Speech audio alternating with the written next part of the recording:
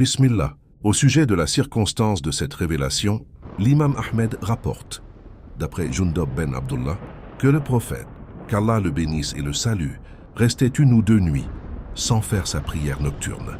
Une femme vint auprès de lui et lui dit « Ô Muhammad, je pense que ton démon t'a délaissé. » Dieu à ce moment fit descendre cette sourate, rapportée par Bukhari, Muslim, Tirmidhi et Nasaï.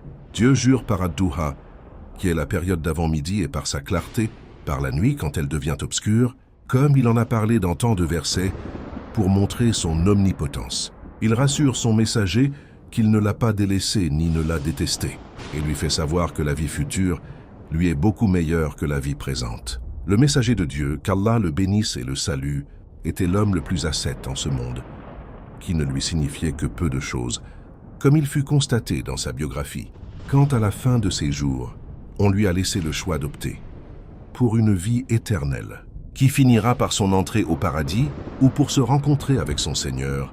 À lui la puissance et la gloire, et ce qu'il lui a réservé auprès de lui, il opta pour cette deuxième en quittant cette vie éphémère.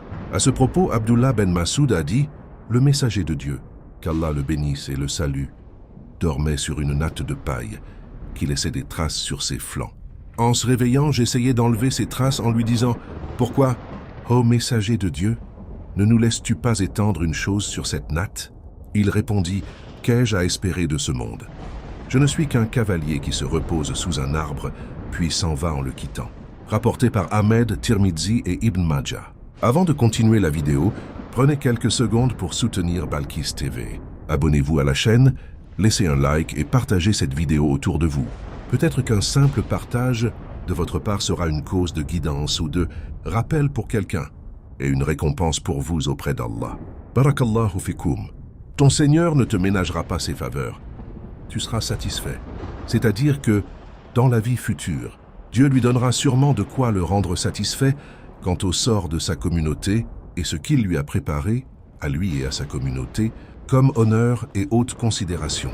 Ibn Abbas a dit à cet égard qu'on a fait montrer au messager de Dieu, qu'Allah le bénisse, et le salue, ce que Dieu a réservé à sa communauté, en lui exposant un trésor après un autre, et il fut très réjoui.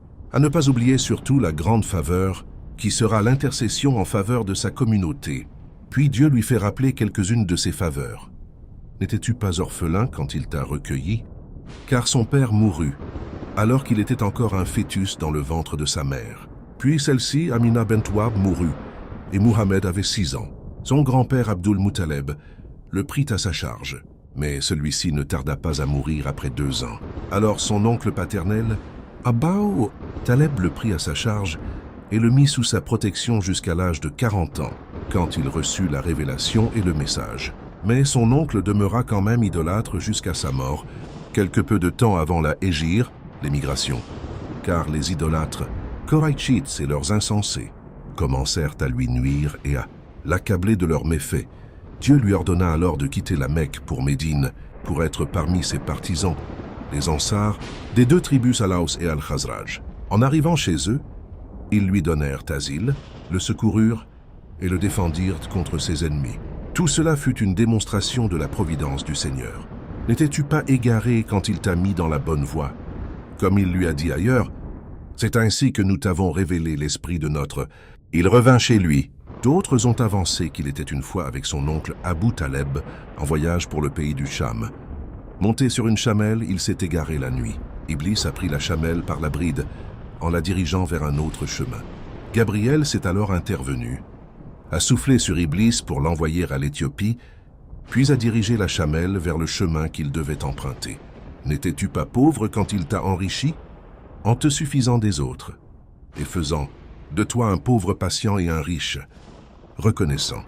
Ainsi, il lui a accordé les 2 qualités d'un vrai croyant. À ce propos, il est cité dans les 2 Sahih, d'après Abu Huraira, que le messager de Dieu, qu'Allah le bénisse et le salue, a dit « La richesse ne consiste pas à avoir tant de biens, mais c'est la richesse de l'âme », rapporté par Bukhari et Muslim. Et dans un autre hadith rapporté par Muslim, il est dit « Réussira celui qui embrasse l'islam, se contente de peu pour subsister, et Dieu le rend satisfait de ce qu'il lui a accordé. » Puis Dieu recommande Ne maltraite pas l'orphelin. Ô Muhammad, comme tu étais orphelin et Dieu t'a procuré un refuge, ne brime donc pas l'orphelin, ne l'humilie pas, mais sois bienveillant à son égard. Et sois pour lui tel un père clément et affectueux.